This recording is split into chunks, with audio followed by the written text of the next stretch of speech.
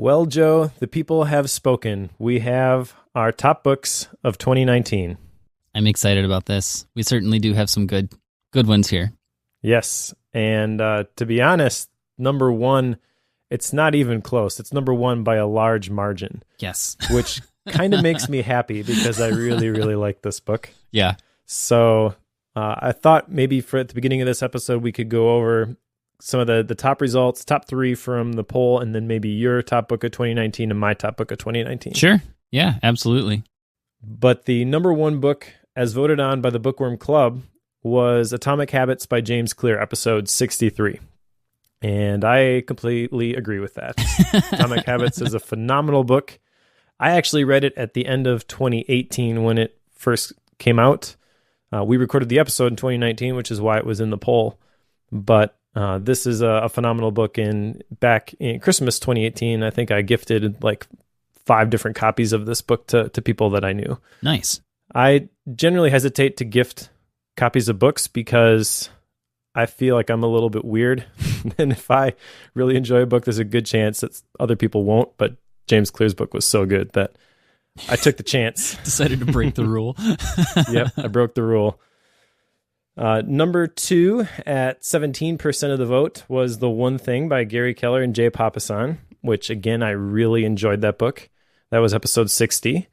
And number 3, episode 64, was Digital Minimalism by Cal Newport. And then there were a lot of others that were 5% or lower. But thank you to everyone who participated in the poll, and good job picking these 3 books.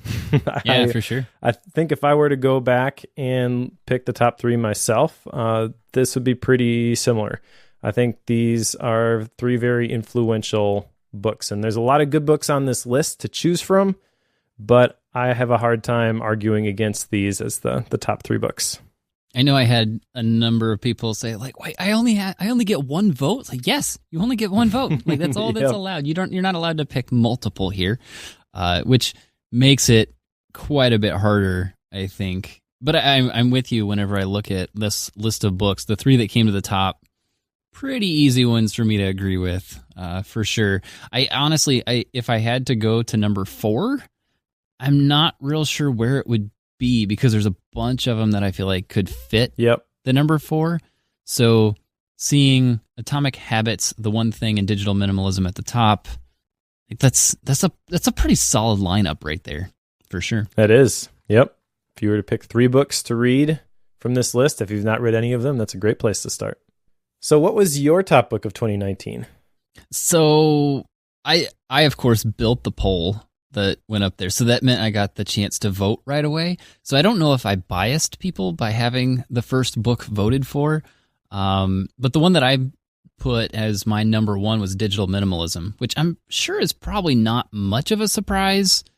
But at the same time, like that book, I think I've read it a couple more times since then too. So it's one that I find myself continually coming back to. So I really, really liked that one, obviously. What was yours? Mine is actually one that I just finished and is not even on this list. That is Stillness is the Key by Ryan Holiday.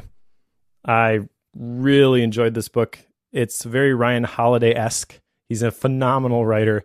The way that he writes and like the way that he puts together his stories is just phenomenal. He's one of the best storytellers I've ever read, and he just has so many, like there's a lot of people that have like the one-liners that are very memorable.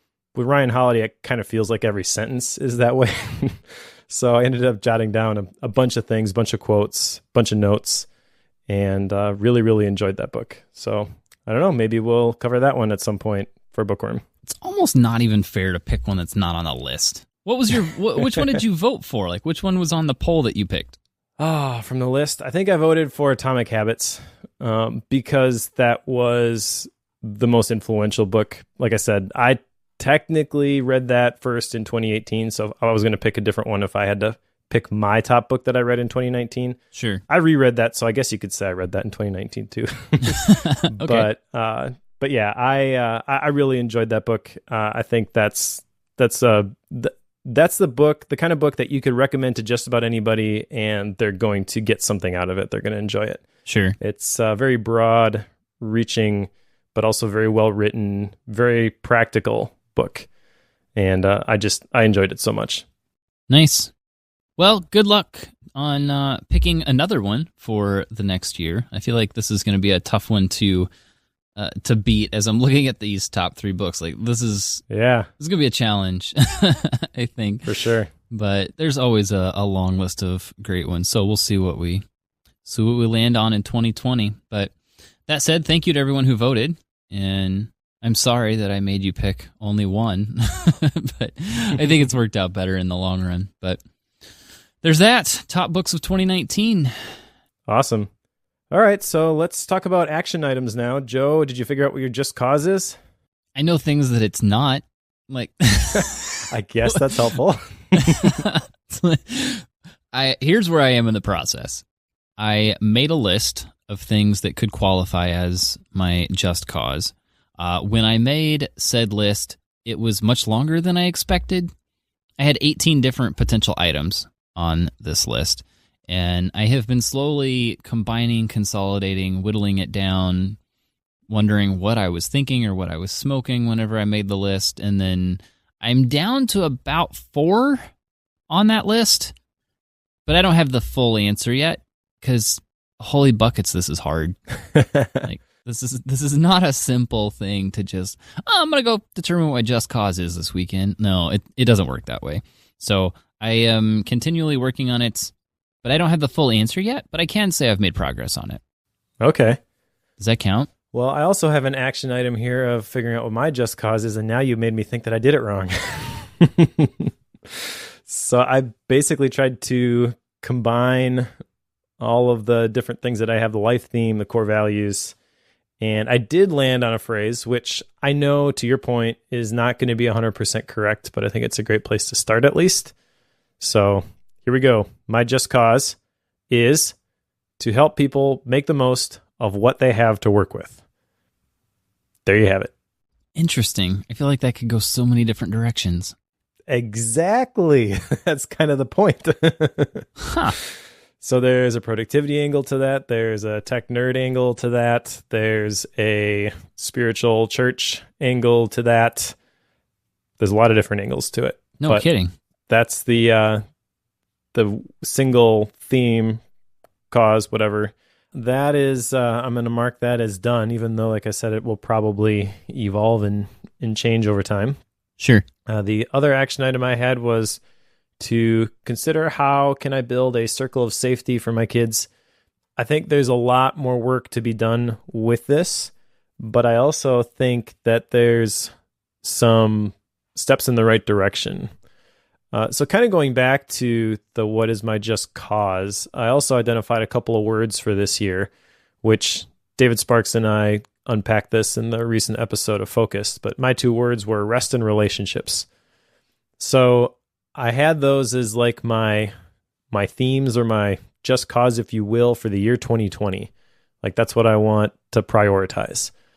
And one of the things that that touches both of those areas and is in alignment with this, helping me fulfill this action item, I believe, is we did something a little bit different for Christmas this year. Instead of buying individual gifts for all the kids and each other, because we've all got too much stuff, we floated the idea, first of all, and everybody thought it was great, so we ran with it. But we did a couple group gifts. One of them was a puppy named Lucy, which you have seen, at least in video. Hi, Lucy. And the other was a ping pong table. And I liked playing ping pong when I was a kid. We got a pretty nice ping pong table with the hope that my kids would really enjoy it. Like I said, we talked to them about this before we decided to do this year, and they were all really excited about it. So the goal was that they would really enjoy playing ping pong. I would take more breaks during my day. Like I'd be in a writing session. I'd come out of my office. My kids are homeschooled. So, we time our breaks together, and instead of scrolling through social media or whatever, I can play some ping pong with my kids. And one of the things that's interesting is that, and this was the hope, was that just spending time together will facilitate conversations. Whether that happens to be, while you're playing a board game or eating a meal together, also happens around the ping pong table. So I think that is just one small step in how I can help build a circle of safety for my kids, just by continuing to develop those relationships. But like I said, there's still a lot more to be done here, I know. Sure. I feel like this is something you're never fully done with. Exactly, yeah. So yeah, those are my action items. Ready to jump into today's book? Sure, I'm focused and ready. All right, are you Indistractable? Because that is, in fact, today's book, Indistractable by Nir Eyal. Probably not completely, but hey, we'll go give it a shot. Okay. So this was a highly voted for book in the Bookworm Club. Nir Eyal is also the guy who wrote the book Hooked, which was how to make habit-forming products. I knew that as I went into this. I started Hooked and could not finish it. That's one of the few books that I have not been able to finish. And while I liked the premise of this book, I have to admit I was very skeptical going into it. I thought I was not going to like this at all. I thought this was basically somebody who was in the startup world trying to capitalize on the whole essentialism deep work trend that has been going on the last several years. I was pleasantly surprised, though. There's a lot of great stuff in this book. We're not going to go through all the individual chapters because I believe there are 35 different chapters. They are broken down into different sections. And the good news is that, good news, I guess, there's not just 3 sections.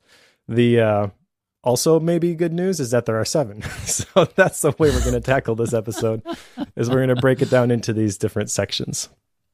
And let's start here with the introduction. I put this on the outline, even though you maybe didn't need to, because he has a couple of important points that he talks about at the beginning here. Number 1 being the difference between traction and distraction, which I liked. Traction is moving towards what you really want. Distraction is moving you away from what you really want. And that is going to pop up over and over and over again in the book. He's got a little diagram where he's got basically 2 different axes and then the point in the middle. And on the top of the cross diagram basically is the internal triggers. On the bottom is the external triggers. And then on the right, you've got traction. On the left, you've got distraction. So he's got little arrows pointing all these different ways. Basically what you want to do and how this is broken down, you want to master your internal triggers, make time for traction, hack back external triggers, and prevent distraction with packs. And anything else you want to add from this introduction? Otherwise, we can jump right into the first part here, which is mastering those internal triggers. Just that, the book overall is specifically geared towards understanding what causes distraction and then what to do about it. I haven't read Hooked, and I don't own it, don't have really much of an interest to read it, but I know that there are quite a few people that say that it was hard to read, but at the same time, I hear other folks say it's very easy to read.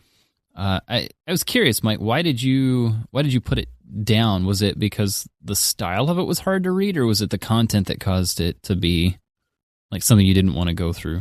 I think it was just the wrong thing at the wrong time, and it just felt icky. Sure. I tried to read it. It must have been a couple of years ago now, and I remember getting about halfway through it and recognizing that everything that he was saying is true, and then at that point saying, "Oh my gosh, everything that he's saying is true." Sure. And I can see how Facebook is using this, and Google is using this, and all of these evil empires are using this against me. And it just did not sit well with me. And at that point, I got to put this down. I can't think about this anymore. But that's kind of to Nir Eyal's point, is like this traction versus distraction. Distraction, he talks about in the next section, what motivates us really. He talks about distraction being an unhealthy escape from reality. So if I'm honest with myself, when I was reading Hooked, I was like, this is reality. I don't like it. I need to find something to distract me from it. Sure. Yeah. No, I think the whole traction, distraction, internal, external triggers diagram, and just to expand on that slightly, with the internal triggers at the top, the external triggers at the bottom, you have arrows that come down and up from each of those respectively, and then they go to the outside from there. So you'll have internal triggers from the top coming down, and it can either go to distraction on the left or towards traction to the right. Same thing with external triggers. They come up from the bottom and can either go left or right to distraction or traction. And like, I'm not really sure how this diagram is supposed to be used other than it's just helpful to understand it somewhat, because he does come back to it quite a few times. And it is kind of helpful to see, just to give you that reference point and something to talk through. But I really came away from it with the more of an understanding of, okay, if I have internal and external triggers that can cause distraction, how do I get that to shift over to the traction side? Basically, what am I doing wrong? Sure. So that was a lot of what I got from that piece, but obviously we're going to go through a number of these different individual pinpoints. But that diagram, although it's helpful at the beginning, I'm not sure it was super helpful overall, but that's just me being I wasn't picky. a big fan of the diagram, to be honest. I don't think it's all that helpful. I think it's helpful in showing or lending some visible credibility maybe to what he's going to tell you. I don't know. If you have a diagram, it just kind of looks like you've thought this through more fully than maybe somebody else. Yeah. That's kind of the purpose I felt like it was serving. But I don't disagree with any of it. I just don't think it's all that helpful. Sometimes you see those diagrams and you're like, oh, that makes so much sense. I can totally see how this is going to help me. That's not what you get from this diagram. But Right. But that's okay. So first section here under mastering internal triggers, there's a couple things I wanted to talk about. Number one, he's got a whole chapter on how time management is pain management. And I thought this was fascinating because this is totally true. At least I can see it in my own life, how we try to manage our time in a way that we don't feel quote unquote bad. And he says that there are a couple different psychological factors that make satisfaction temporary. Number one is boredom. Number two is a negativity bias. Number three is rumination. And number four is hedonic adaptation. So no matter how great our situation is, at some point we're going to feel dissatisfied with it. And when we start to feel dissatisfied, we're going to look for something that's going to give us the next dopamine hit. And that's not a healthy way to deal with things. Dissatisfaction and discomfort, he says, dominate our brain's default state. And instead of just using them or trying to placate our brain and medicate with whatever it happens to be, whether it's drugs, alcohol, or social media, we can use those things to motivate us instead of defeat us, which I think is a very interesting idea. Feeling bad, he makes the point in this section, isn't actually bad. And I think that's an important idea worth unpacking. I really like the concept of time being the same as pain management, because I don't know how many times I'm in scheduling conversations and it really is which process or with which path is going to be less painful. Okay. If I'm choosing between something that's going on at our church, an event that I either need to be at or should be at, and something that, say a piano recital for my daughter, like that is pain management at its finest, most likely. So that's one that I struggle with, but I also really enjoyed his analogy there. So yes, managing pain, it's not fun. That's still a thing we got to do. It's not. But it's interesting to think that it's interesting to make the connection between time and pain, because he talks about the four psychological factors, and the first one being boredom. When I read this section, I was thinking of my 6-year-old's face, where he's always got to be doing something, and if he's not, he's like, Dad, I'm bored. And you can see the pain on his face as he's telling me that he's bored. Yeah. And I'm like, I would love to be bored, buddy.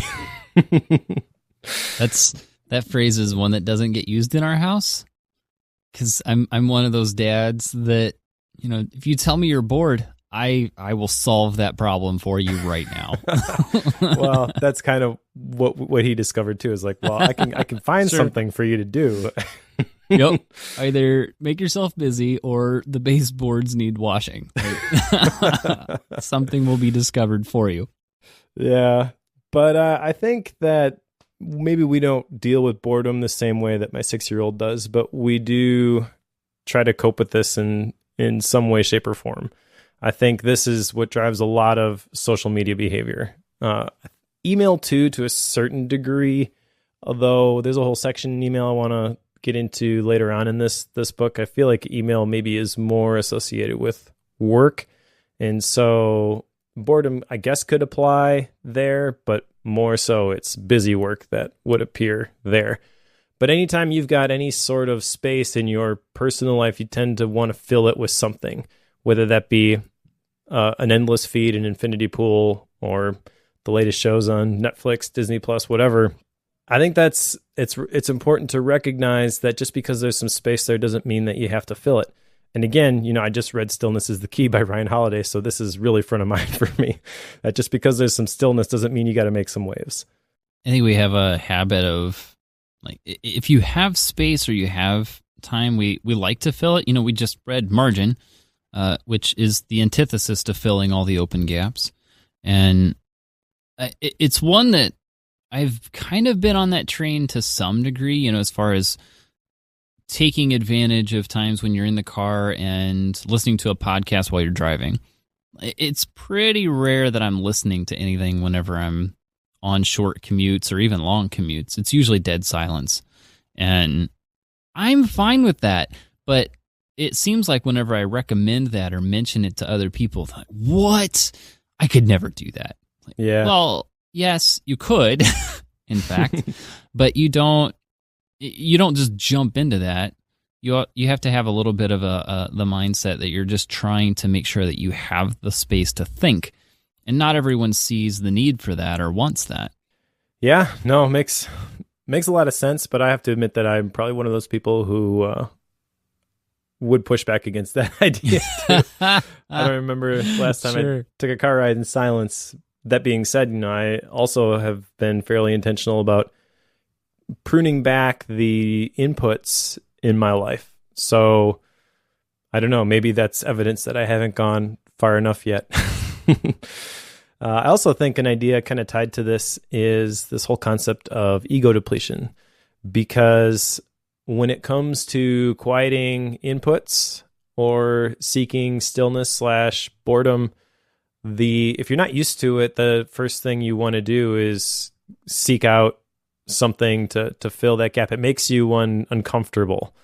And I think another way to say that maybe would be that you don't have enough willpower to just sit there in silence. And willpower is an interesting idea. We read a book on the willpower instinct, and I forget if in that book they talked about willpower as a finite resource. I think they probably did, because that's what most of the traditional psychology world has kind of been teaching that model. But in this book, he mentions a study by, did you see who this was by? Carol Dweck, the mindset lady. Yeah, I did see that. Okay, so this showed that signs of ego depletion were only found in test subjects who believed that willpower was a limited resource. So his point is that maybe this whole idea of ego depletion, or the idea that willpower is limited, maybe this is something that we've made up, which is a very interesting idea. And I don't know exactly where I land on this debate or this topic, but I am more and more considering the idea that willpower maybe isn't as limited as we think it is. For a long time, I was all in with that idea that willpower was limited, and I'm trying to limit the number of decisions that I have to make in the morning. Steve Jobs wearing the same turtleneck and jeans every day so he can use his willpower and make the decisions that really matter. But I think that he talks in here about Michael Inslicht, who believes that willpower ebbs and flows like an emotion. I can totally see that playing out in my own life. When I'm in a good emotional state, then I have a lot more willpower than when things are going wrong. And I don't know. I think maybe there's something to this. What was your reaction to the whole ego depletion argument that he makes? I think it makes an awful lot of sense that willpower is not something that you can wear out. I can tell you, the willpower instinct does refer to it as a muscle. As weird as this is, I have this book sitting right in front of me, So I reached up and grabbed it, flipped to the section on this. Here's a quote from page 57 of the Willpower Instinct, because that's how fast I got there. Self-control is like a muscle. When used, it gets tired. If you don't rest the muscle, you can run out of strength entirely, like an athlete who pushes himself to exhaustion. So that's right out of that book. So I would tend to agree with Nir here that I think it is a thing that you can... I think it is a muscle to some degree, but I'm also of the mindset that, yes, you can develop your self-control. You can develop willpower. And I think that in the process of doing that, you can develop it to the point where you have more than enough for the entire day for pretty much anything. That's kind of the way I'm starting to view it, given a number of the books we've read lately and such. That's kind of where I'm leaning. I don't know if we really need to know the full answer here, other than if you will work on this muscle, it will get stronger, and it won't really ever run out if you don't let it. Because how many times do you run across folks like, at the end of the day, I'd always give in? It's like, well, if you give in at the end of the day, that just means that your triggers are more prevalent at that time. Sure. So you're setting yourself up wrong in that case. Whereas, take, for example, my diet stuff that I've been doing for a year now. It's pretty easy anymore for me to resist sweets. And the worst time of the day is at night when everyone else has made their way to bed and I'm kind of left alone cleaning up the kitchen and there's a plate of cookies. Like, it's not that I'm running out of willpower at that time. It's just that is the time of day when it's super easy to cheat because no one would really know. Like that's the time when it's the hardest, but it's not because of anything else that's going on. It's purely environmental at that time. So I think there's a lot that you can do, but if you're smart overall, you'll be fine. Like you can work on this. It'll be okay. And he would say that instead of the plate of cookies, it's the distraction that we willingly embrace instead. Right. By that internal trigger. As you were talking, I kind of got this idea of willpower as a formula, and I don't know if this is 100% correct, but I think there's elements of truth to all of these different things. So maybe you've got so many willpower units, and we'll call that W. Okay, and then the number of willpower units that you have is multiplied or divided by the emotional state that you have. So let's say there's a negativity scale on from 1 to 10, where 1 is you're not negative at all, 10 is you had a really crummy day and you're just feeling super bad about everything. Okay, so maybe W divided by we'll call that E, emotional state, W divided by E. So if you've got 100 willpower units and you had a really crummy day, that's reduced on the 1 to 10 scale. Again, just completely arbitrary numbers, but your willpower then is gone from 100 to 10. It's significantly reduced based on your emotional state. I don't know. I guess I'm kind of a logical person and I've always kind of liked math. So envisioning it in like a formula like that kind of helps me understand it a little bit better. But I think there's probably a relationship between those two variables, and the emotional state is kind of a force multiplier, however you want to work that into the equation for either good or bad when it comes to the amount of willpower that you have. Whereas the willpower instinct, that being a muscle, that just assumes that everything else is constant. You've always got these many willpower units, and that I don't think is completely true. Sure. I don't know that you're wrong. I don't know if it's right or not. I'm not sure I 100% followed your formula, but it's a cool concept. Maybe I should write a book on it. Definitely. No, there's enough of those. Follow-up.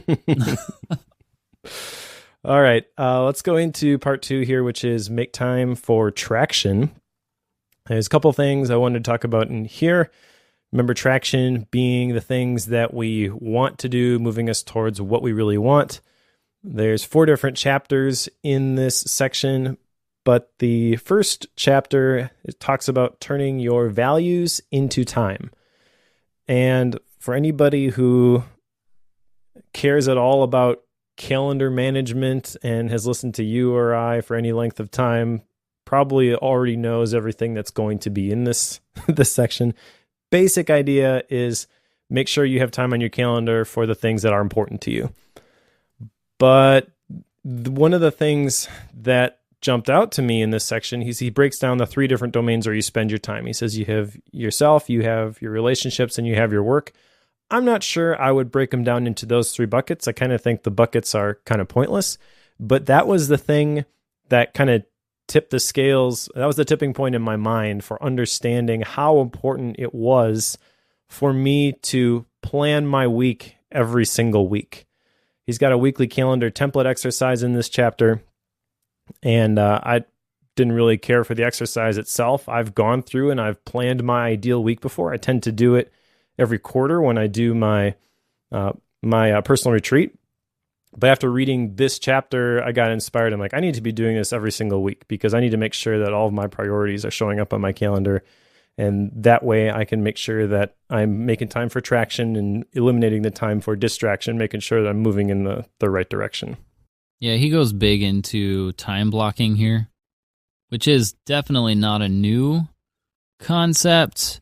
I think in this case, he maybe struck a chord with me because I've done time blocking. I've done the whole ideal week thing. It's a Michael Hyatt deal that he's been talking about for years now. And a number of people reference Michael Hyatt when it comes up. I'm not sure that he's the author of that concept, but I think he's the biggest promoter I know of for that idea at this time. But I know that I've gone through that exercise probably 4 or 5 times over the last probably 3 years.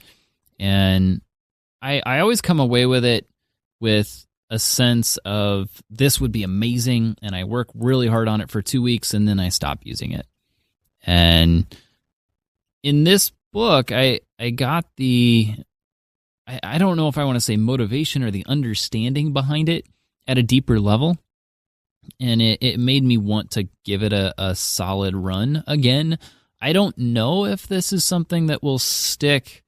I definitely stole a shortcut that our friend Max Sparky put together that lets him set up calendar events for the day automatically. So he can trigger a Siri shortcut that does that. And I have a couple of those for setting up weekend days or weekdays. And I've been playing around with this week just as an experiment to see how it would go. I've always been terrible about following through on my own personal commitments to myself. I'm much better at doing them for other people, not myself. So this is something that I've always struggled with, and I know that. But I'm willing to give it another try. We'll see how it pans out in the long run. But I figure it's worth a shot, Mike. We'll see. It's worth a try, right? Yeah. I'm a big fan of time blocking myself. So I've been doing it pretty consistently for quite a while. And my process of this has been for daily time blocking, where the night before I will, actually as part of my shutdown routine, go into GoodNotes, and I will plan out tomorrow and give every hour a job, basically. And then when I wake up the next morning and I'm about ready to do my work, I take out my pen and paper and I jot down just a short list of the things that I want to do today. I have the plan written in GoodNotes, but at that point, once I transfer it, it's like that's already done what it needed to do and provided the intention or direction for how I'm going to spend my time. At that point, I feel free to chuck it if I want to, but I also don't feel frantic like I don't have a plan. But I have not been doing it on a weekly basis. I've been doing it on just a daily basis. I want to start doing it on a weekly basis too. I feel like that's kind of a missing piece for me. And the hypothesis here is that if I sit down on a Sunday probably and just spend 15 minutes thinking through what's going to happen throughout the week, I will be able to anticipate the pockets of time where I can do the things that I want to do and not waste them. I don't know if that makes any sense, but I feel like by doing it on a weekly basis, I'll get a little bit higher up in the 50,000 foot view that David Allen talks about, teaser for the next book. And I'll be able to get a little bit bigger picture view, which is going to help me make sure that the stuff that's lower down in the day-to-day is moving in the right direction. Yeah, how does planning for your day-to-day change from planning for the entire week? Because like my initial run at doing this has been on a day-to-day basis. So the night before, I'm triggering this and setting up the next day. So what is it you're doing different on the weekly basis? Well, okay, so let me give you an example. My oldest son is on a basketball team, and I would typically sit down the night before, look at the calendar, and realize, oh, he's got a game tomorrow. And that may or may not throw off everything else that has to happen that day. If we have to travel to get to that game, I'm going to be at that game regardless. So usually it's the other things that got to get moved around to make that happen. And the intention is that if I can at the beginning of the week say, okay, he's got a game on Tuesday and on Thursday, I know those are coming up. So on Monday or Wednesday, when I have a little bit, I find a pocket of time, I can maybe work a little bit more on my work projects so that I can cut out a little bit early in order to get to the game. Does that make sense? Yeah, that does. So it's not dealing with things as they pop up. I've got a little bit more runway and a little bit more time, warning, whatever, to make the adjustments necessary in order to make everything work. Now, if you have enough margin built into your schedule, you can probably just go with things. But I want to build more margin and then also become more intentional from the beginning of the week on. So Monday, Tuesday, Wednesday, Thursday, Friday, I'm not tackling those one at a time. Yes, I'm still going to fill out the day-to-day time blocking for the next day, but I'm anticipating that by looking at the whole week as a whole, that's going to help me out and provide exponential dividends in terms of the day-to-day planning and help me be more effective in the time blocking on a daily basis. Okay, that makes sense. Okay. Now I might have to do more time blocking. Okay. It's fun. Everybody's doing it. That's what I'm told. Other thing I wanted to talk about in this section is scheduling relationships. It's chapter 11, scheduling the important relationships. And he has a story in here about how he and his wife host a regular kibbutz. Do you know what a kibbutz is, Joe?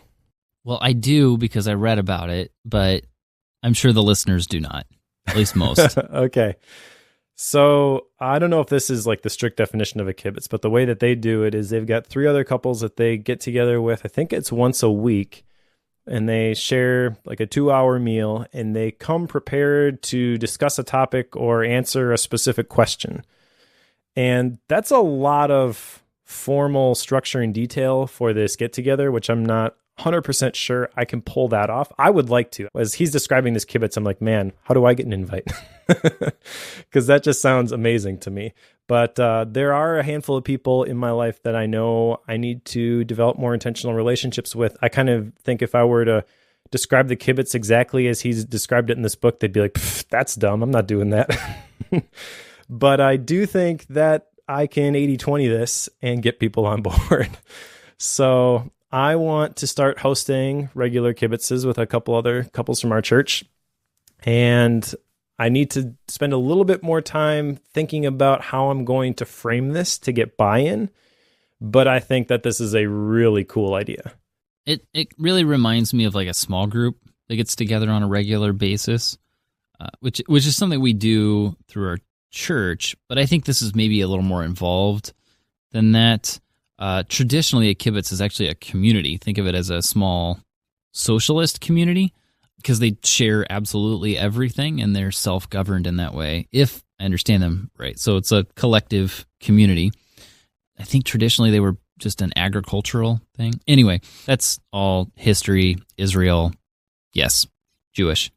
But I think that for us, as far as how that applies in our lives, is I know we have our small group and we'll have like couples over once in a while, but it's not a regularly scheduled thing outside of our small group meetings, which are every other week.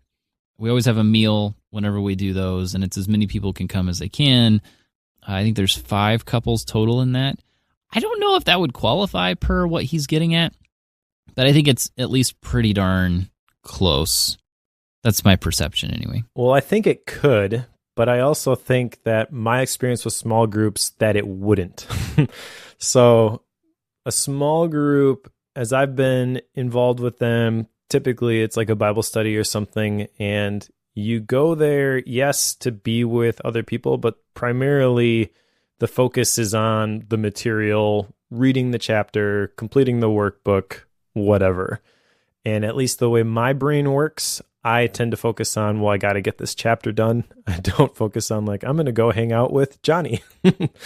So when I'm reading this and I'm like, I need to host a kibitz, I want to remove any sort of achievement from the process, any sort of focus other than the relationships from the process. I want it to be something that's not, there's no expectations associated with it. And I think that's part of the challenge for me framing this the right way, because everybody's busy. And so I have to frame it as in a way that people understand that like we're solely, the whole purpose of this is to build these relationships. It's almost like going to somebody to be like, hey, I really want to be a better friend with you. Will you commit a couple hours every couple of weeks to hanging out with me? Which sounds kind of ridiculous if you put it that way, but that's kind of what we're going for. But I also want to, I think there's value in this to everybody that I've targeted for my kibitz.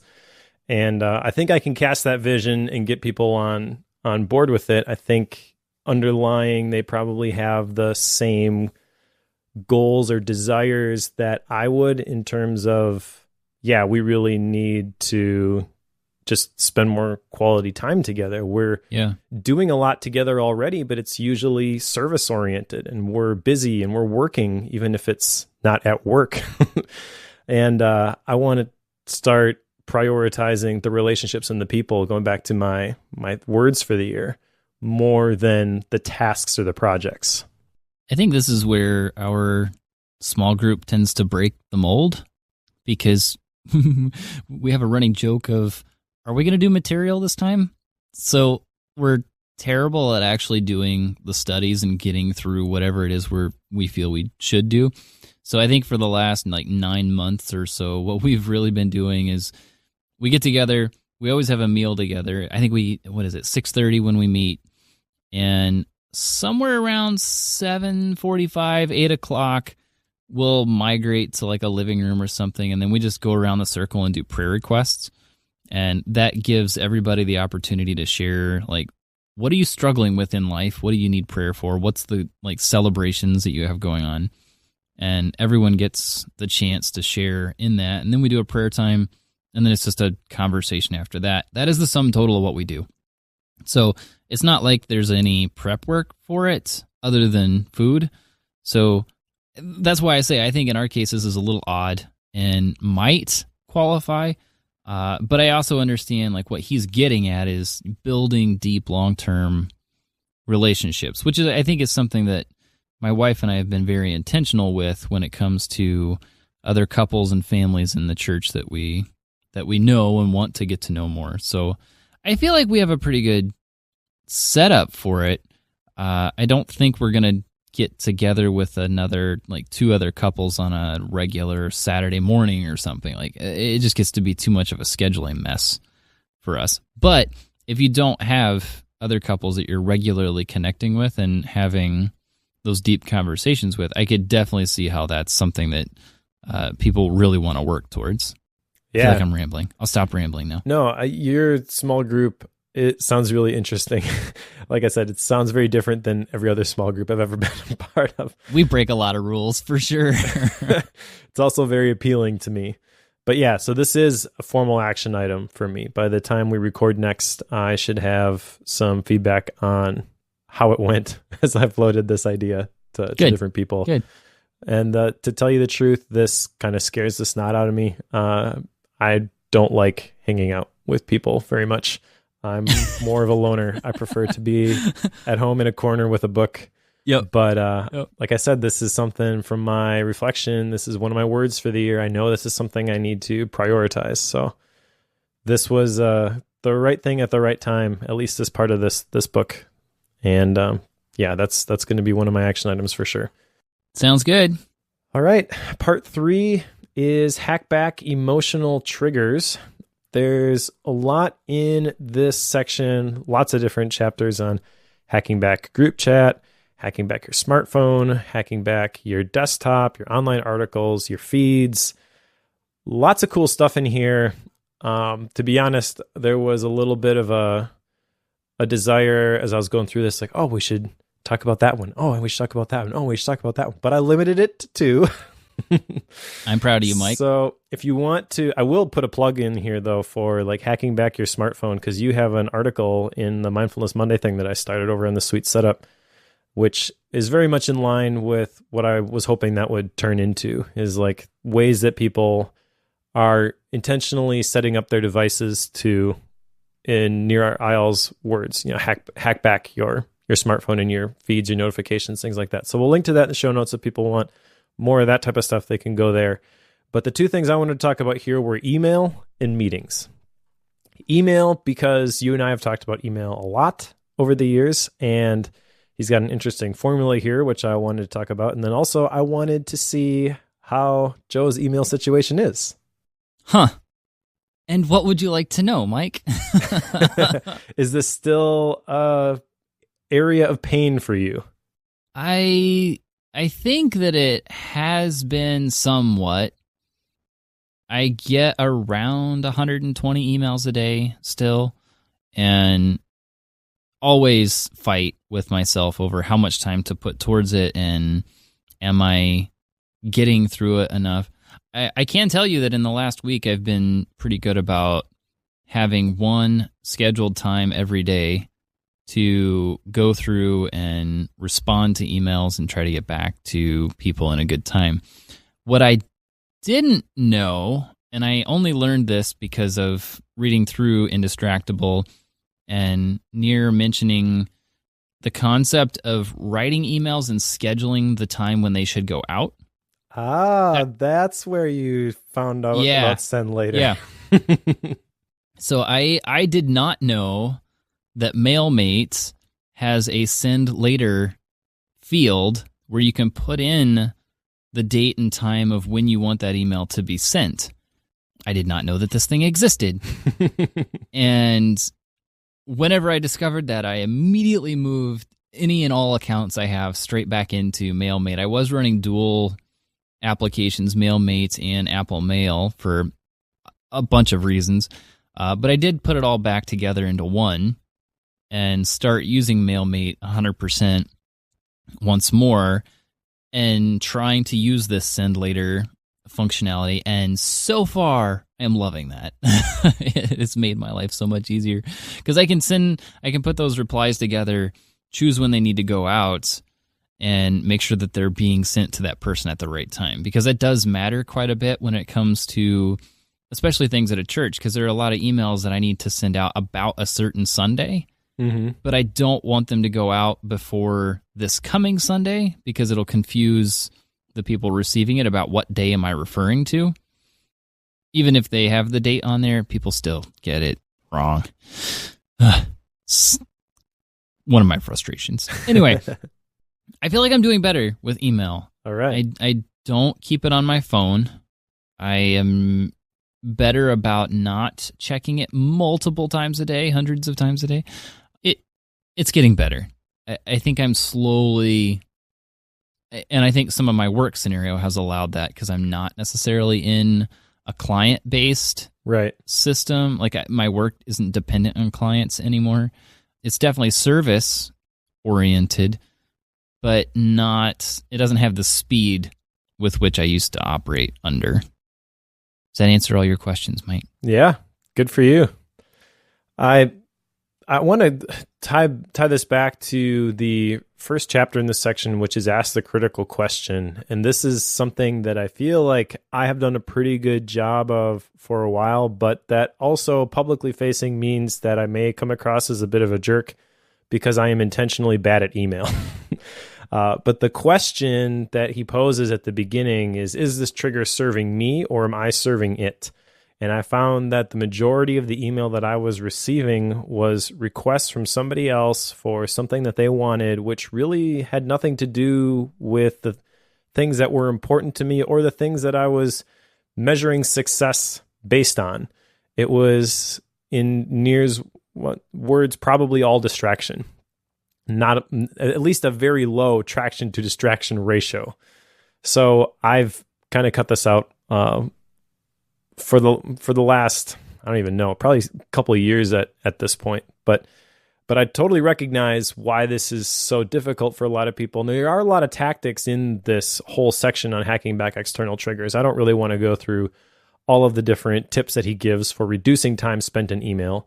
But I do like this formula that he came up with. And this is, again, not something that is new to me necessarily, but the way that he described it is kind of new. And that is that the amount of time we spend on an email, capital T, equals the number of messages received, or N, times T, time spent on each message. Okay, well, that makes a lot of sense. And if you hear me describe that on a podcast, you're probably like, well, there's nothing revolutionary there. But if you view this as a math problem, there are two variables that you can control here, and you can very obviously see which ones they are. Number one, you can reduce the number of messages that you receive, or number two, you can decrease the amount of time spent on each message, which is why somebody like, I think it's Chris Bailey, who has the autoresponder at the bottom of his emails that's saying, sorry, everything's so short, but I keep my replies to 5 sentences or less. Somebody does that. I forget exactly who that is, but you totally understand why they do that kind of thing. I think it's our friend Josh that does that. Okay. No, he stole that from somebody because he's not the first person I've heard that from. But anyways, it makes that sort of approach a lot more palatable when you understand why. And that's the thing that a lot of people have trouble when you suggest something like that, like, oh, I could never do something like that because I'm going to offend people. Well, the people that you're going to offend are the people who don't understand how much time you're wasting in email, and they're just contributing to the problems. So at some point you do have to, I don't know, maybe I shouldn't say it that way. You don't have to hurt feelings necessarily, but you do have to push back a little bit. And there is a chance that people will take offense to that, but it's important. And when he talks about email here and why it's so addictive and how it takes the average person 64 seconds to reorient on what they were doing when they went to check their email, think about that. So let's say you used to check your email 100 times a day. Every time you checked it, even if you didn't get a message that you had to do anything with, it took you 64 seconds to reorient. That's almost 2 hours of your day reorienting just from checking the email.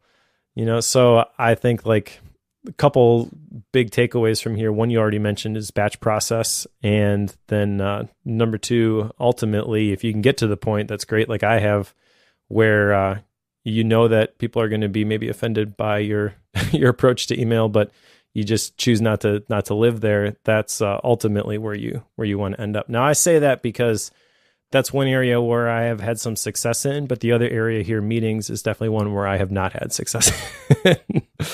Oh, man, I have been in a lot of meetings lately, different organizations and things that I am involved with, where they're just not good meetings. And he has in this section a couple of great ideas here for making meetings better. And I admit that I am scared to try any of these, but I also think that all of these tactics are brilliant. So one of the easiest ways to prevent meetings, he says, is to require two things: that meeting organizers circulate an agenda of what problem will be discussed, and that they give their best shot at a solution in the form of a brief written digest. I love this. I feel like, yeah, absolutely. If I was able to convince everybody that I'm involved with that these are the two rules for creating a meeting, that would significantly eliminate the majority of the meetings that I'm sitting in, but also probably not going to happen. I do like this other one, though, for maintaining attention during meetings. I feel like this one has a much better chance of success, and that is no screens. It drives me nuts when I see people sitting in a meeting behind a laptop screen. my initial thought is you're not paying attention at all. Not that you're playing solitaire, but you are probably checking email or social media or something, but you're not paying attention to the person who is speaking. Whether or not that's me is kind of irrelevant. It just grinds my gears when I see that. You want to know the screen that drives me nuts in meetings? What's that? Apple Watches. Ooh, yeah. This is one that is usually ignored when this topic comes up because everybody says phones and computers put away. But the moment that happens, you know what follows. The people with Apple Watches are looking down at those silly things about every 5 minutes. And that drives me nuts because it's just as bad. Yeah, true. So I get frustrated by it because the theory that I'm always told is meetings are when the Apple Watch is shining because it allows you to check on and get the notifications you really need from people who really matter without pulling out your phone or getting your computer out. Like, that's the idea, which is, in my mind, an excuse to check a screen when you shouldn't be. Like, that's my view on it. So anyway, that's kind of my pet peeve. And it's honestly one of the main reasons I don't have an Apple Watch, because I don't want that temptation there, because it's slowly replacing the phone checks from at least the people that I'm around that have them. It ends up replacing that. So you might as well pull your phone out because it's checked just as often. And I notice it every single time. I'm told people don't notice it. Yeah, we do. It's all over. So anyway, I'm going to get off my soapbox now. But I am lucky in the sense that I have exactly one meeting every week that is on the calendar. It's regular. It's about an hour and a half, sometimes 2 hours, sometimes it's 1 hour, with our entire staff at church. And it's run pretty well.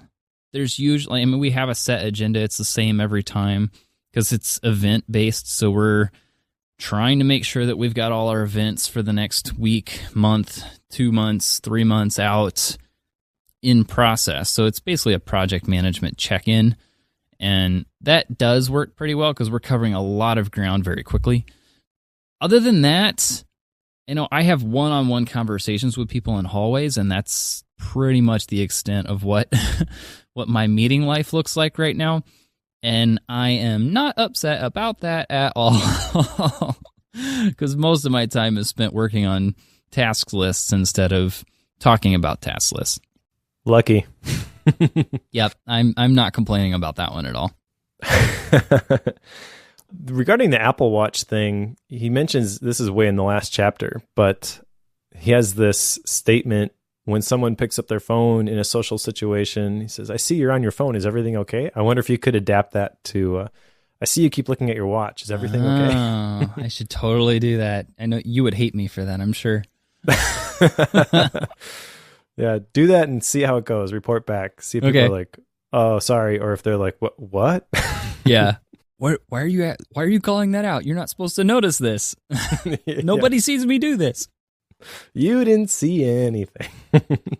So yeah, if you're looking for a lot of productivity tactics, there's lots of them in this section. Lots of broken down into different chapters. But yeah, I think we can wrap that one up here. Let's move on to the next section, which is part 4, prevent distraction with packs. And 2 things I wanted to briefly talk about in this section. Number 1 is his burn or burn pact, which is an example of a pre-commitment. And this was where he wanted to lose weight, so he would tape a crisp $100 bill on his calendar, and he would either work out that day and burn the calories, or he would take a lighter, which was right by the calendar, and he would burn the $100 bill, which was obviously painful because $100 is a lot of money. So I don't know that I'm ready to start burning Benjamins, but I think that putting a price tag as a consequence on for not doing an action that you want to do is an interesting idea.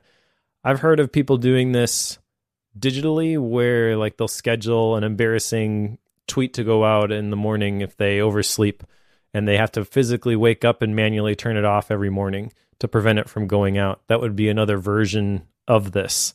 And I don't have an action item here specifically for how I want to start using these pre-commitments or create these packs, but I think it's an interesting idea. And I think the next time that I have a very difficult problem that I'm trying to solve, I will definitely use this idea of the pre-commitment to figure out how I can establish the habit or the routine that's going to allow me to complete it successfully. I sometimes do this with tweets where I will tweet out what the topic for my next newsletter is, but I haven't written it yet.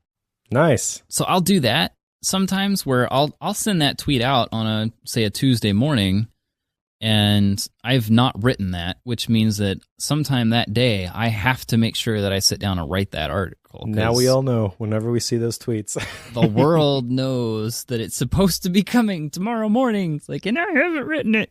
Okay, so that's one thing that I do. I also will sometimes do that with, like, for example, I'm working on a new video course, and I tweeted out that I was doing this, and a rough, I don't think I've given an exact date, but I will be, of when that would release, which means that now I have to do that because people are expecting it.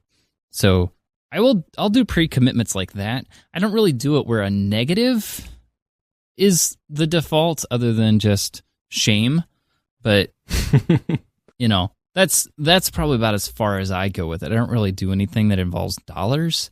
That seems silly to me, but teach their own. If it works, go for it. Well, you kind of have done that with Bookworm, because if you haven't read the book and we get on the mic to talk about it, you look like a fool. There is that. Yes. So there is a negative consequence to that, but I never really thought about it as a negatively charged pre-commitment until you were just talking now. So I don't know if that fits the description or not, but I don't know. Kind of depends on how you want to look at it. But some people are going to see it and say, "Hey, that's exactly what I have to do." I've heard of people that will, like, if you don't hit this goal, it will someone will donate your money to an organization that you are very much against. Yeah, like I've heard of those as well. Again, it just seems odd to me, but I get that it works for some people, though. Sure. The other thing that I wanted to talk about here, just real briefly, is the voter study. They had basically one group who answered questions about whether they would vote, and another group that answered questions about whether they were voters. And they found that the group that was asked about being a voter were much more likely to vote. And the same effect can be had with statements like "I can't," which is behavior-driven, or "I don't," which is identity-driven. This reminded me very much of Atomic Habits and the whole identity-based habits versus outcome-based habits. And I thought that was kind of interesting. With voting specifically, it's interesting because that's one of those things that you typically don't think about except for specific periods. And it's interesting to me how changing the phrasing can make people get out and vote where maybe they wouldn't have previously. So in that sense, it's almost like driving the behavior, which I guess is kind of the same thing as the identity-based habits that James Clear talks about in Atomic Habits, although that seems very individual-driven as opposed to, if I say the right words, I can get you to do the right actions. That feels a little bit weird to me, a little bit manipulative, but I don't know. I haven't fully processed that yet. I think the thing it reminded me of was, I know there are a handful of folks online that will talk about calling yourself a writer or a blogger or a podcaster when you're first starting. Sure. If you want to write a book, start calling yourself a writer. And what does a writer do? Well, a writer sits down and writes every day. Well, if you call yourself a writer, you can't call yourself a writer and not sit down and write every day. Like that's the mentality that goes with that. So I think there is a lot of truth to this, but I don't know how I feel about using it on other people. Like whenever you start phrasing things in a certain way in order to drive things in other people's actions, like I don't like that feeling. Personally, if I'm talking about myself, absolutely 100% on board. Yep, me too. But I don't really want to be trying to do the whole manipulation thing. Maybe I do. I just don't want you to know about it. All right. Joe's deep, dark secrets. Evil laugh here. No, I agree. It's totally different when you're talking about, I want to make sure that I follow through and I do X instead of Y in terms of making positive change in my life. But the moment that you start applying it to other people instead of yourself feels a little bit weird. And so to hear him talk about it in terms of the voter study, and again, you're trying to get people to vote. So that's not in any way, shape, or form a negative activity. But it still feels weird to think that if I call you a voter instead of somebody who should vote, that's enough to get you to follow through and take the action. I don't know. It just didn't sit real well with me. That's fair. All right. Part 5 is how to make your workplace indistractable. And the basic takeaway here is that for a lot of people, you can't. No, just kidding. Yep. It happens. He does have a diagram in here, which is this circle. It starts with number 1, people here are always connected. That leads to number 2, reducing control over one's time, which leads to number 3, to get ahead, I always need to be available, which leads to number 4, increasing expectations, to be always on, and then that just keeps going. And I work with the Blanc Media team where this is not an issue. We use Basecamp specifically because you can't see when people are online and when they're not. In fact, he mentioned, I forget which section it was in. It wasn't this one, but in this book, he quoted Jason Fried. And let me see if I can find this, because this was really interesting. And I noticed that he actually just retweeted this message. Okay, yeah, it was Hacking Back Group Chat. Jason Fried says, group chat is like being in an all-day meeting with random participants and no agenda. And he literally just retweeted that specific thing and linked to a blog post about it today. So that was interesting. He talks about how Jason Fried does. Traffic lights are for automobiles, not people. Like the green, yellow, red icons where you're either away, busy, or available. Yeah. So Basecamp obviously does not have that sort of thing. And then they've got the normal work hours, and you don't even see your notifications when it's outside of work hours. As we record this, I'm on a 2-week sabbatical, which feels amazing. Really enjoy it. So I am coming from a little bit privileged position as it pertains to this, but I also have been in different situations where I totally get this. He makes the point in chapter 26 how distraction is a sign of dysfunction. He talks about high job strain and environments with an imbalance between effort and reward, predicting a higher likelihood of developing depression at work, which costs the U.S. economy alone over $151 billion annually in absenteeism. And that's a mind-blowing figure when you think about it. And my mind immediately went to all of the startups. I say startups, but it's a lot of companies now that promise an unlimited vacation policy. But below the surface, you know that there are expectations around that unlimited vacation policy, and it's not really unlimited. And I guess me personally, I would tend to just kind of keep pushing until I hit the glass ceiling and find out what those expectations really are. But most people just don't want to rock the boat. They're only going to take 1 or 2 weeks, even though it's unlimited. And so the thing that I've been thinking about is, like, why do we even need these unlimited vacation policies? Well, because the work culture is driving people crazy, maybe. And I don't know that there's a lot that the average worker maybe can do to make your workplace indistractable. I felt like this section is kind of geared more towards the executive who has control over things. But even just awareness of it is probably a good thing and can help you recognize if you're in an unhealthy situation. I felt like this section was definitely for high-level managers. Maybe that's because in my role, the whole point is to be accessible. Like, I'm an IT guy. Like, people bring problems to me when they come up. Guess when they come up? All the time, which means I'm distracted all the time. Yeah. A prime example is whenever I came back from Christmas vacation, the first day I was back, I had my coat on, had my backpack, had my lunchbox, walked in the main doors to the building. I made 3 steps inside the building, and I heard, "Joe, welcome back. Hey, can you come take a look at..." Okay, so I go off on the side. We look at the thing. We fix it. I start working my way towards my desk.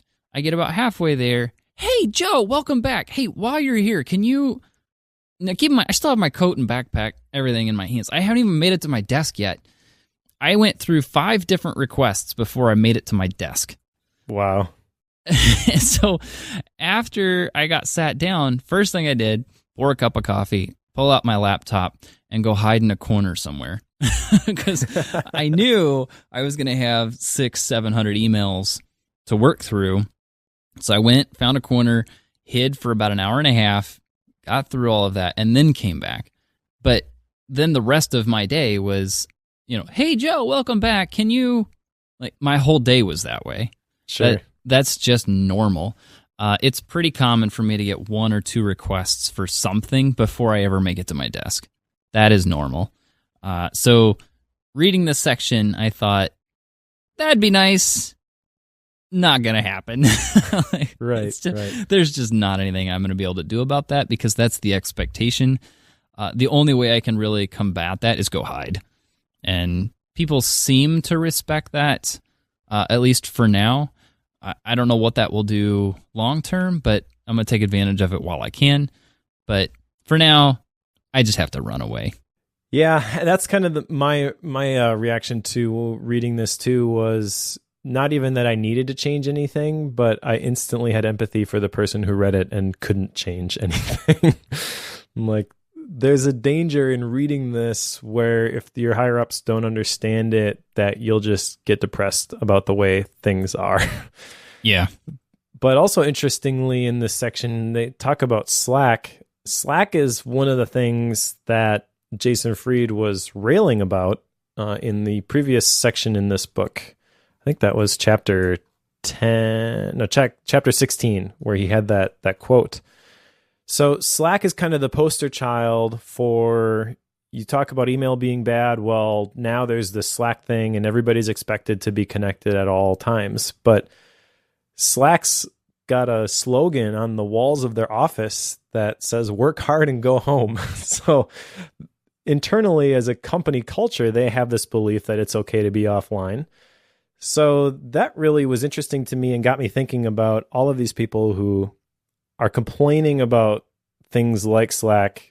Maybe you're just using it wrong. Maybe we just tend to default to craving the distractions and the interruptions. And so we're going to look for whatever vehicle we can that will provide those.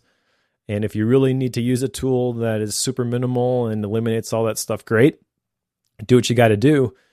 But reading this section on Slack and the company culture that they have there made me at least think, from the way that Nir described it, that maybe it's getting a bad rap when it shouldn't. Yeah, because I think that Slack, the tool, can be extremely useful in some scenarios. Having worked in client work with a lot of tech companies, I was a part of numerous Slack groups. And frankly, when you're working on something together, half the world away from each other, it's amazing to have that communication while you're both working through things. Hey, I did this. Can you check on that? And then let them go do it, so you're not on the phone listening to silence most of the time.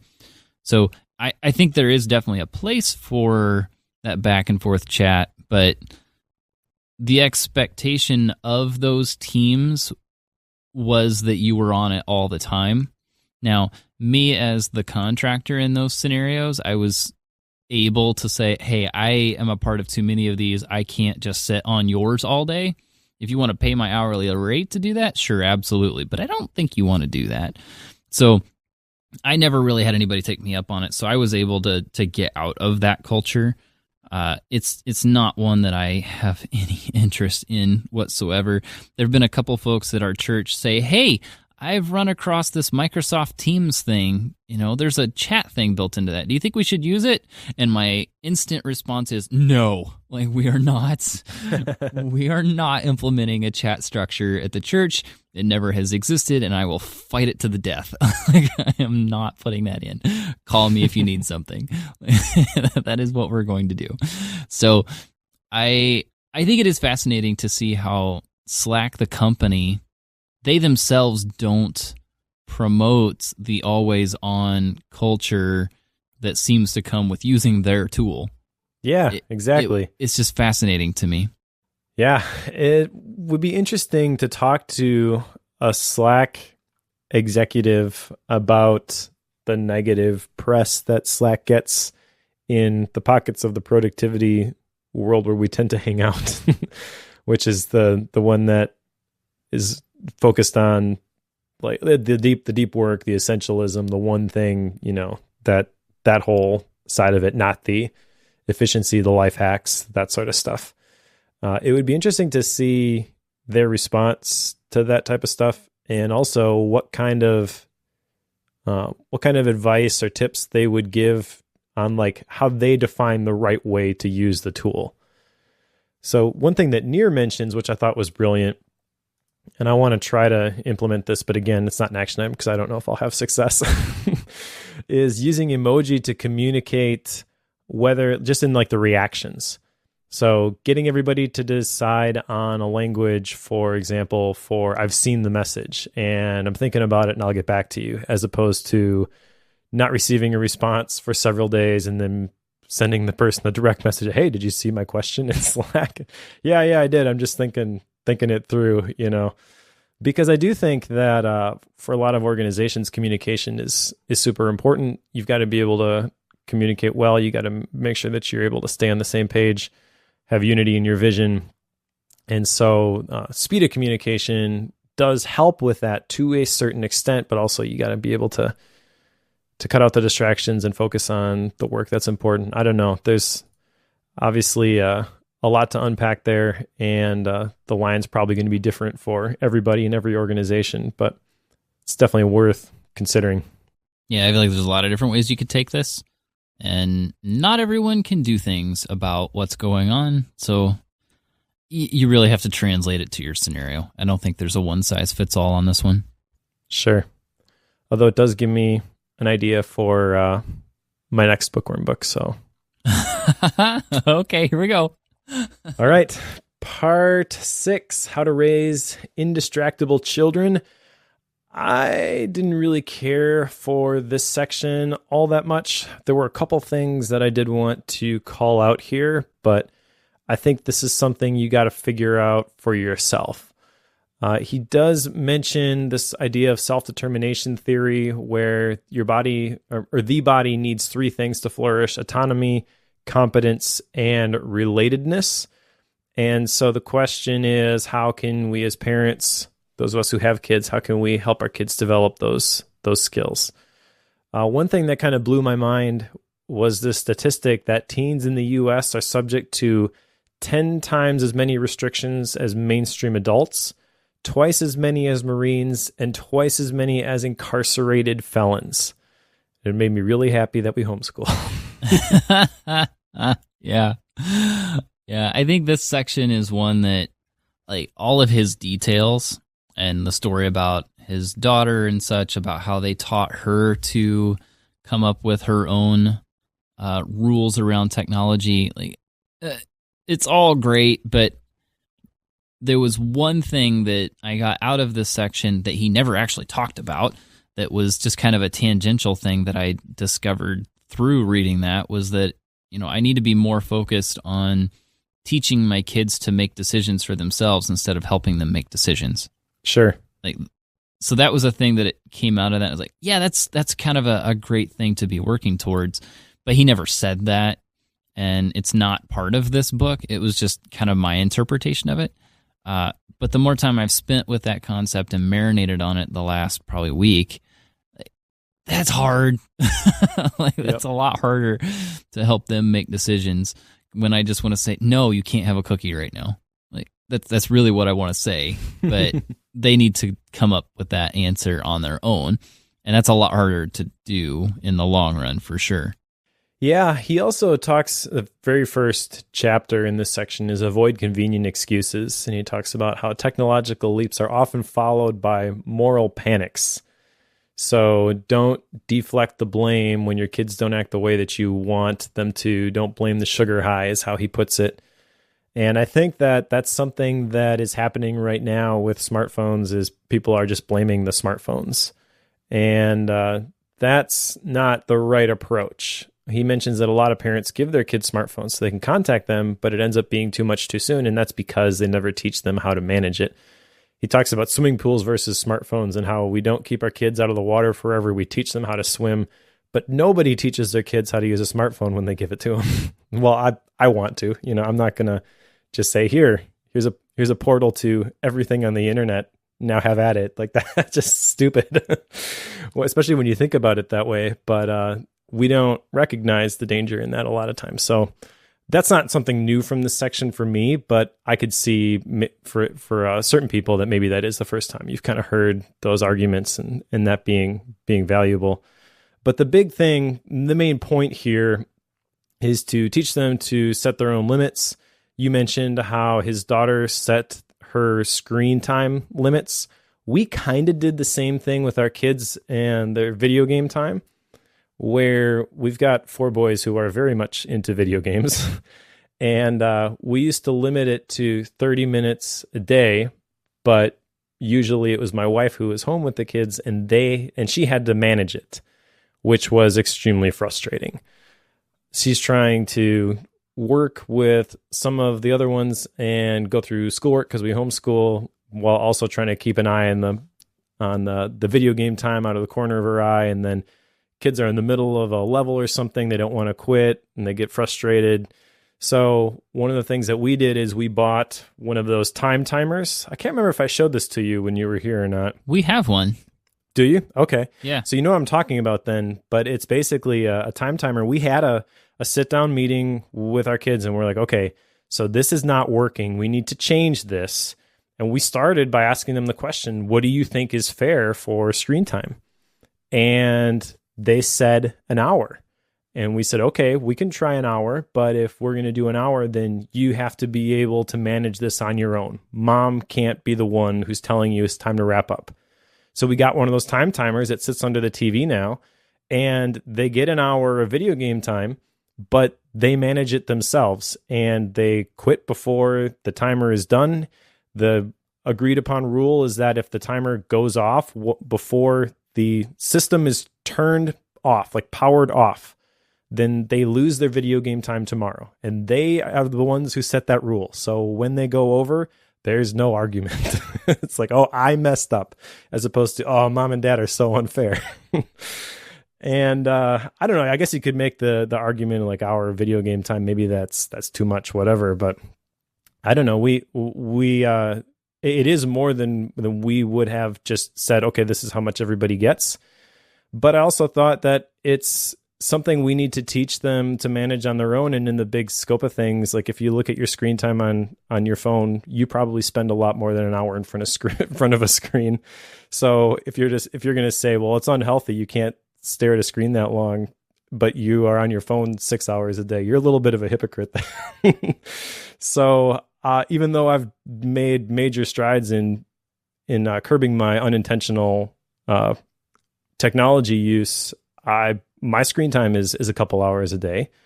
And I think, I want to teach my kids to be intentional with it. And if video games are the important thing to them right now, that's fine. I'm also going to teach them some positive ways to use it. Like, whole family's gotten into Duolingo now. They do coding through Bitsbox. A lot of their school stuff is done on the computer.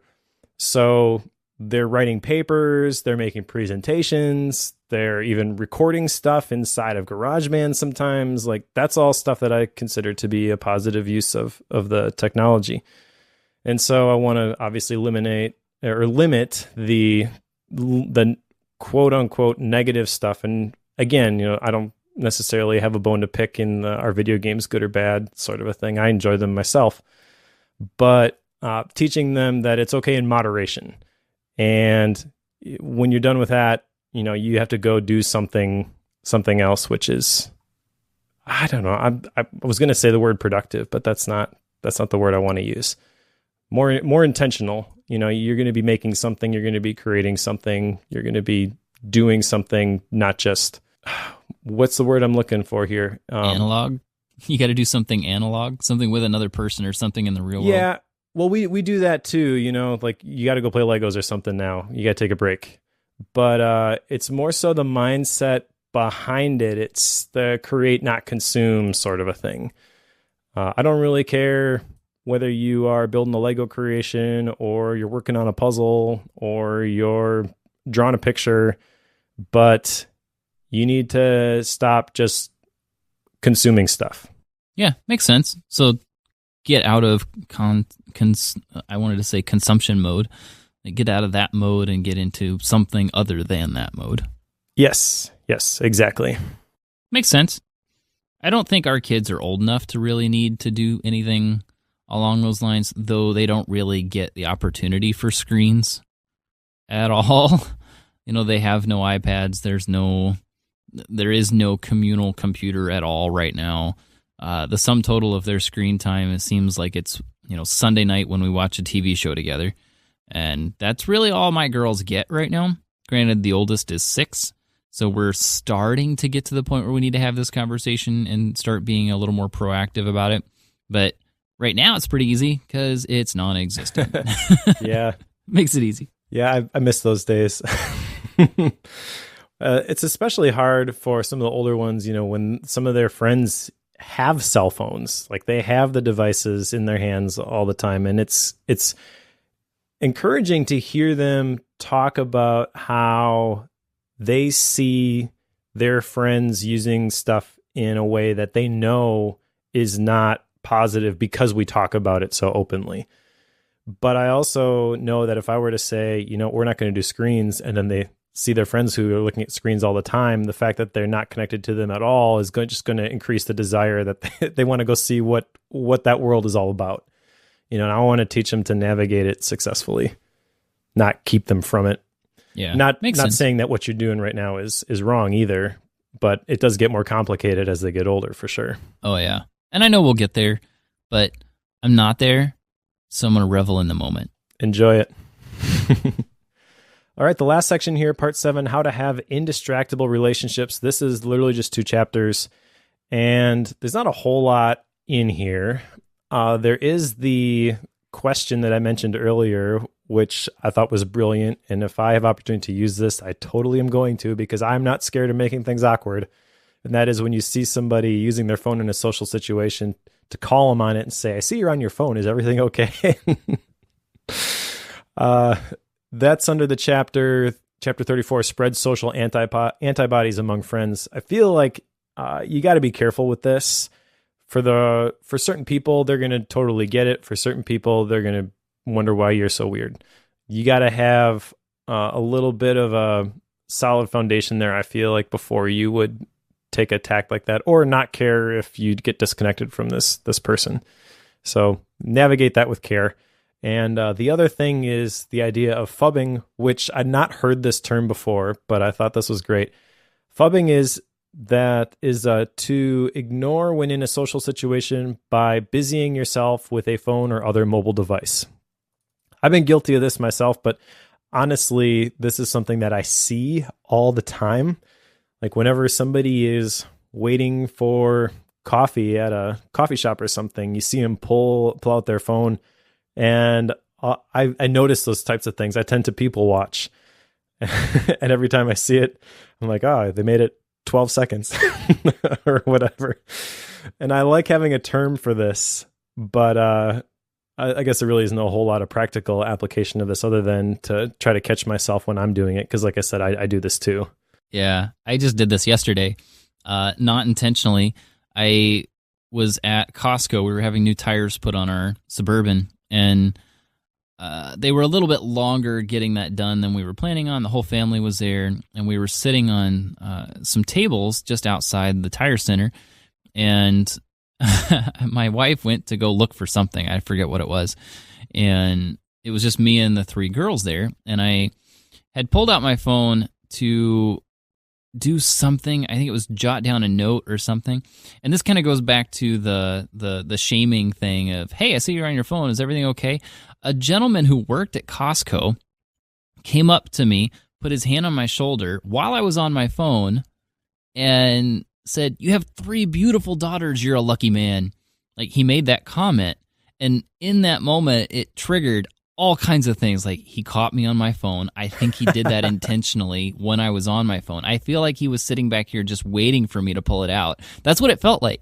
But at the same time, I loved him for it, because he, in some way, as a stranger, snapped me out of whatever it was I was doing and realized I'm sitting here with my 3 girls and we're not even talking about anything. We're just kind of ignoring each other. What on earth am I doing? This was yesterday. And I was so grateful to that man, but he didn't make me feel horrible about it. So he was very tactful in his mechanism for doing it. So I understand the whole, hey, I see you on your phone. Is everything okay? But I feel like there are a lot of other ways that you could apply that and other ways that you could bring that out. So just mentioning things and talking to them and just, pointing to them and saying, hey, what are your thoughts on what we're talking about while they're on their phone is a great way to just say, hey, I see what you're doing. Stop it. In a nice way. Anyway, yeah, I was grateful to Costco, man. Good job, sir. Nice. I love that story. Well, that wraps up the book. Talk about action items? Yes, I have a couple. You have a couple. Ready, set, go. All right. So I've got 2, which I have mentioned already. The first one on my list here is to plan my week every week. That's the one that I feel is going to provide the biggest benefit in how my week goes. And the second one is to host a regular kibitz. And again, I don't know how this is going to go. I'm slightly terrified at the idea of bringing this up to the people that I have targeted. They are kind of, actually I should say they're all couples at our church, and I know some of them will be on board with it. Some of them will be like, what? Why? So it's a very different, diverse maybe group of people in terms of their view on relationships, technology, productivity, whatever you want to define that as. So, but that is my action item, and I will report back on that one next time. I'm looking forward to that one. And just as completely unrelated side note, every time I look at the outline and see kibitz, I keep seeing kibble. I know. I don't know why that is. My 2 action items, one is to try time blocking. So I'm planning out my week, doing the whole batching of my time and trying to make sure that lines up with my values. We've talked about this. The other one is start using Freedom. He mentioned Freedom in the app in the book at one point, kind of offhandedly. I have used Freedom on my Mac a handful of times, and when he mentioned it, I remembered that Freedom had a problem a while back. They're a content blocker that lets you block websites and apps and such, but they had an issue a while back because they were using a VPN to do that, and Apple kind of got angry at some companies that were doing that and pulled their apps from the store. They were one of them. And I remember they were still fighting and working on ways to bring the app back. And I hadn't checked in on them in a long time. So I brought it up, checked in on them. It turns out they do have a way to do it now by blocking content directly through a VPN configuration. I guess Apple went back on it. I don't know. I didn't read up on the story. But long story short, I'm using Freedom and using it at times when I'm writing, but also at night when I'm getting ready for bed to just block everything to where it's not even possible for me to get into anything. It's really nice at night at bedtime because then it's like, if it's scheduled, I know at 9 o'clock my phone's going to be unusable. So I really can't get into anything. Thus, the only thing I can do is pick up a book and go to bed. The thing I should be doing and have committed to doing. So I haven't been using it extensively, but it's one that I want to continue to use more of. So anyway, all that to say, use freedom. Go freedom. Very cool. All right. Style and rating. So I picked this one because I was interested in the topic, but as I mentioned at the beginning, did not have super high expectations for it. Had a bad taste left in my mouth when I started reading the previous book, Hooked, and I was pleasantly surprised by this one. Despite there being way too many chapters and way too many sections. Sure. The last two sections definitely felt like they were kind of tacked on at the end, because the editor was like, oh, you should really talk about this stuff with kids and relationships. Definitely a lot lighter than the other chapters. I feel like there's not as much meat there. So it's one of those books, again, that's probably longer than it had to be. The whole section on hacking back external triggers, that really kind of, it was hard for me to make it through that section because it was a lot of like the productivity tips, tricks, life hacks sort of stuff that I've heard over and over and over and over and over again. So it wasn't a fan of that section. But as we went on in this book, specifically on preventing distractions with packs, and the whole section on making time for traction, scheduling your important relationships, there was a lot of stuff in here that really impacted me more than I thought it was going to. I already mentioned the kibitz thing. Like, that alone was worth reading this book in my opinion. He does a good job of explaining things in a way that is very approachable, even if his diagram isn't all that great. I feel like it at least makes sense, and it provides the framework for the rest of the book.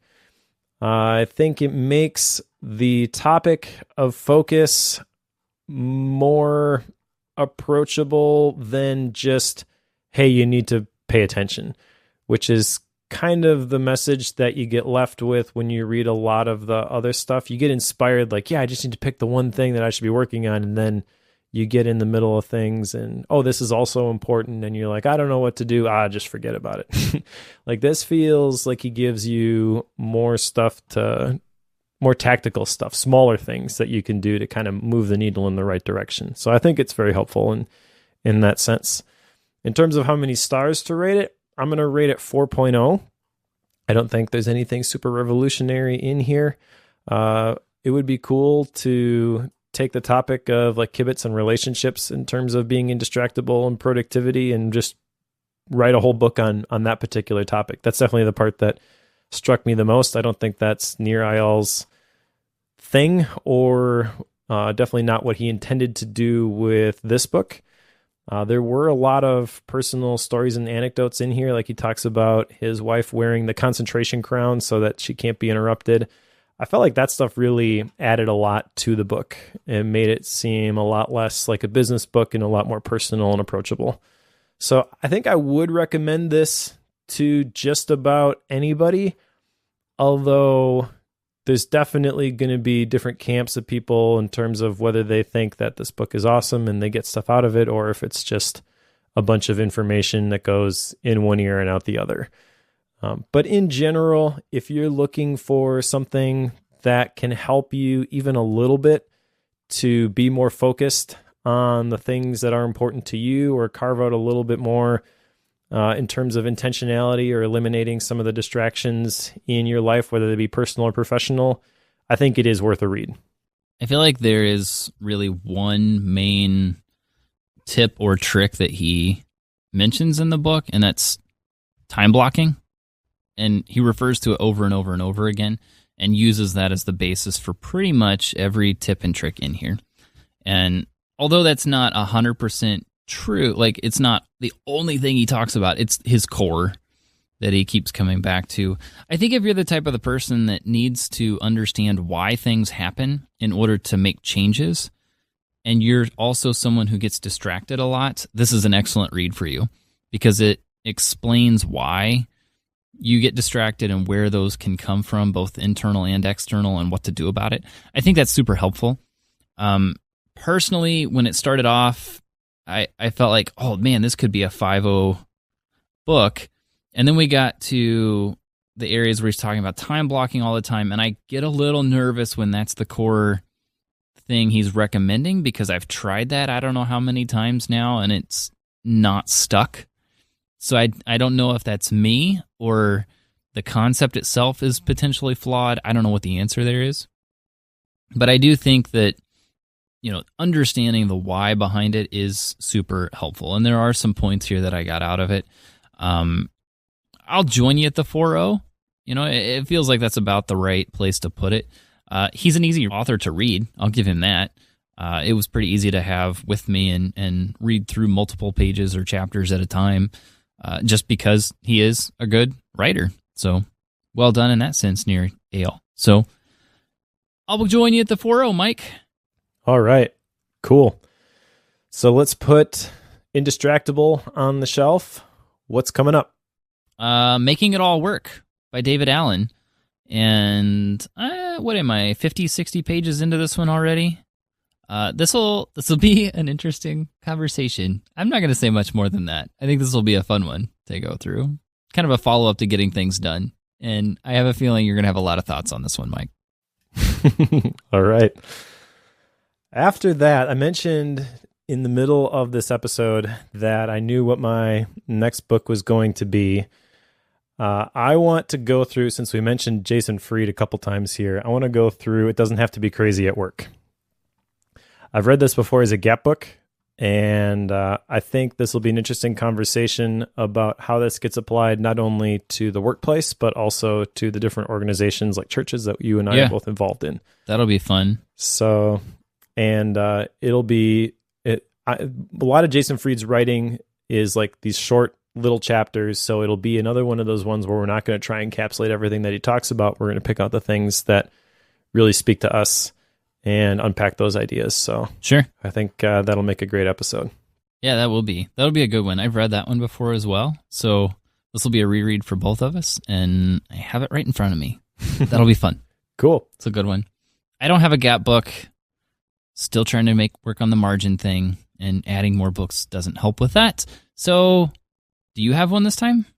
I do. So I ordered Principles for Success by Ray Dalio. And if you hear that, you're probably like, wait, Principles by Ray Dalio. Didn't you read that already? Yes, right. We did. Principles for Success is an illustrated, like, kids version of Principles. Interesting. And so Principles I absolutely loved. And I want to see what this simplified version looks like. I'm not sure if my kids will like it or not, but I don't know. I think even if they don't really get into it, I think it'll be an interesting review of Principles at the very least. And hopefully I'll recognize that, there is something here for my kids, and they can maybe apply some of the Principles stuff for themselves. Cool. Good pick. Thank you, sir. All right. Well, that'll do it for this episode then. If you want to become a Bookworm FM Premium Club member, you can do so by tapping the little icon in Overcast or going to club.bookworm.fm/membership, I believe. And $5 a month will get you access to my MindNode files. Joe has recorded a couple Gap Book episodes, audios for books that he's read as Gap books, and some additional goodies like the Bookworm wallpaper that I designed, and you will be supporting the show, for which you will have our undying gratitude. So thank you to all of the Bookworm Club Premium members who are tuning in live right now as we record this. That's another perk of being a Bookworm Club member. You can attend the live recordings and hear about all my tech issues as they happen live. Those are very fun. It's always fun to see Mike get frustrated because his microphone won't work. All right, so let's put Indistractable on the shelf, and next time we will join David Allen in learning how to make it all work, and we will see you next time.